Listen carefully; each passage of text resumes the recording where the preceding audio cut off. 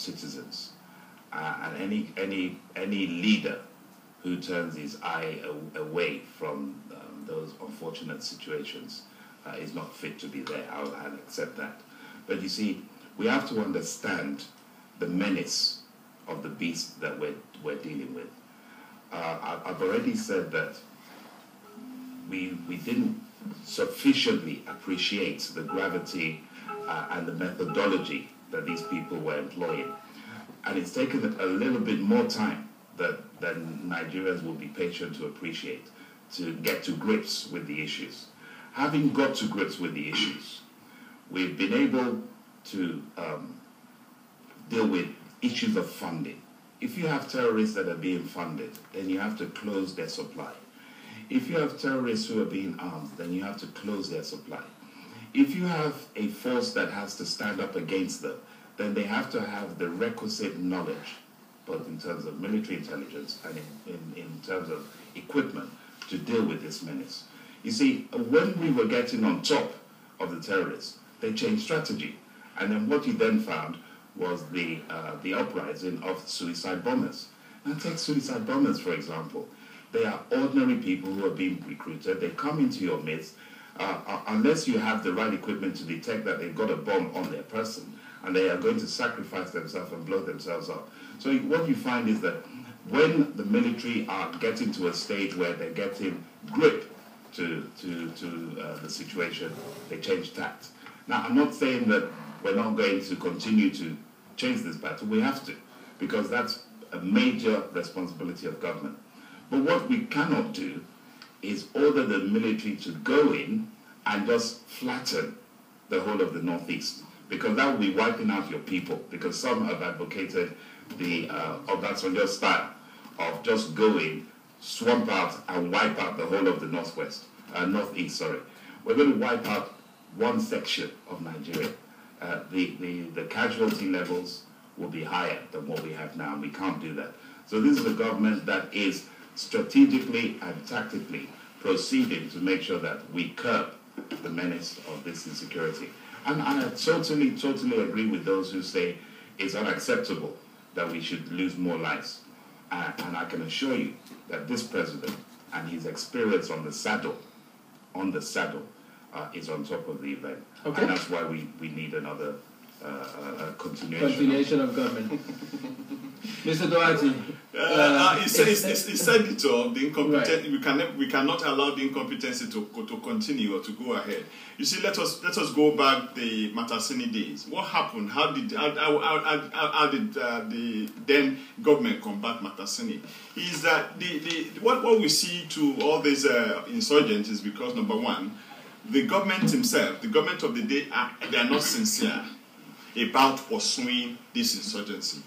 Number one, you look at the military budget, for example. You get the military budget in this year budget is the highest of the budget. What has happened to those budgets? We've seen the frontline officers complaining that even when they are sick, when they become a casualty, they have to go and they have to pay for their own treatment and all of that. Can you imagine that? Where is the zeal? Where is the moral that the president has shown to all these people that are giving their life to the sovereignty of our country? You see, insurgent, whether we like it or not, it's not a big deal to combat. Yes, it is paramount that it might be difficult to say you are totally eradicating insurgency, but definitely when you put things in place to actually fight these people to a standstill, you will get results.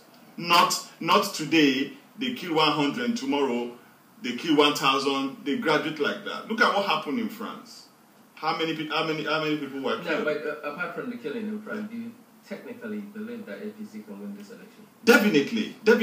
The change that Nigerians are waiting for now is an APC government. Like I used to say, we have had this government for 16 years, for God's sake. It's the same story in and out. Nigerian should be ready to give an opportunity to the opposition to come and tackle the issue of change that Nigeria needs. And when you look at it, for example, let us look at performances now. Let us graduate performances from, let us even go from the era of national security, which is paramount, because if a country is not secure, the life and property of people are not secure. You cannot boast of going out today and coming safe. Let us go into infrastructure provision. What has this government done in the last 16 years to give Nigerians that confidence that I can go to my farm, take my farm produce to the nearest economic hub? According to them, they have opened the agricultural sector. You said it. According to them, they have opened up an agricultural center. Now, yes, they provide fertilizer that never get to the peasant farmers. They provide things that would dissolve from the Ministry of Agriculture top hierarchy, that will not even go to those that really need it. Have they not solved the issue of the fertilizer distribution, for example? How many people are getting the fertilizers? The fertilizers are being taken to those that are in government. Majority of the palm sales and all of them, they are farmers. They take over all these things for their own private farms. We know all of this in the north. You understand? The thing is this. If we remove corruption today, and we do things without the liberty of taking something in return, I can tell you Nigeria is fantastically rich in agriculture. Let us look at the economy, for example. Before the advent of oil in Nigeria runs its economy based on agriculture. Today, what we eat in the southwest in Nigeria comes from the north. So, which means at least in the northern part of it's been like that for a long time. They struggle these days. The farmers, they struggle to produce. They struggle to get those real infrastructure that is necessarily needed to improve their products. Elijah, well, I think he basically needs to get his facts right, because if you talk about agriculture in Nigeria now, there is no time that agriculture has started coming back to its former glory. For the past 5-6 years now, Nigerians' internal production in terms of food and everything has quadrupled. Cocoa that used to be a form of export, cash export, especially in southwestern Nigeria, the production of cocoa has tripled from what it used to be some years back. If you go to northern Nigeria, central, middle belt as I will call it, rice production is going on there. You go back down to the core north, agriculture is picking up. The pyramids, granite pyramids that we used to have will soon be coming back. Can you people not? Let me ask you 1 minute. Let me ask you again, guys. On the economy, yes. On the economy, right? We talk about rebates, rebates. That Nigeria suddenly has now become the #1 economy on the African continent. Yes. Yeah. Why do you think that happened? Well, I'm glad that you asked the question. The people will say that these are PDP Jonathan's recycled lyrics. But it's the United Nations that have done a survey. They looked at the African continent and they said, how well are the economies of Africa performing? And they've come out with the indices and they said for this year, 2014, that Nigeria had the fastest and best and largest growing economy. Now, that's not our making.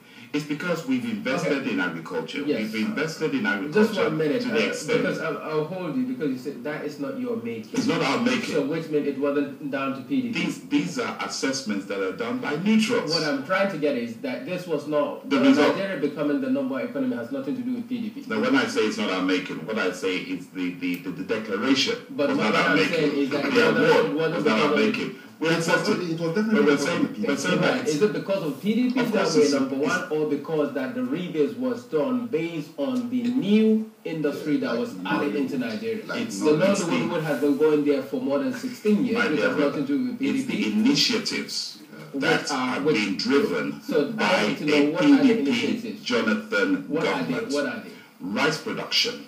That has nothing to do with the new indices. No, of course it has. No. But I'll tell you why it has.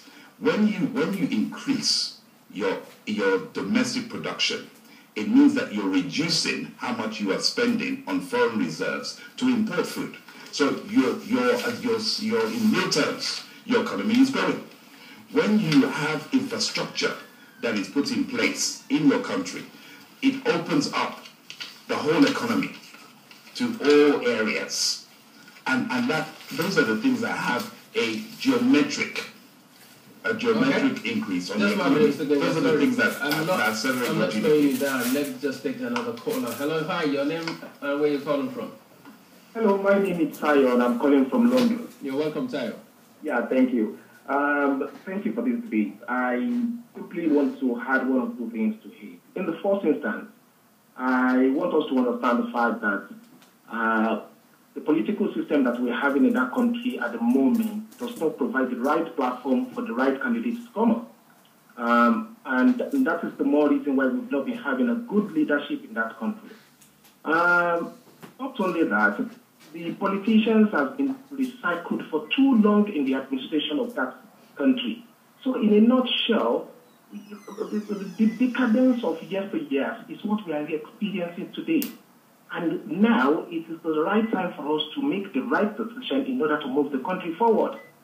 I want to take us back, and I want to try as much as possible to ask the PDP candidates some clinical questions when it comes to in terms of security, corruption, and infrastructural development. When you look at security of that country, I couldn't believe it that we can be sitting down today and be discussing that the federal government or the government led by Goodluck Jonathan is sensitive to the areas of security.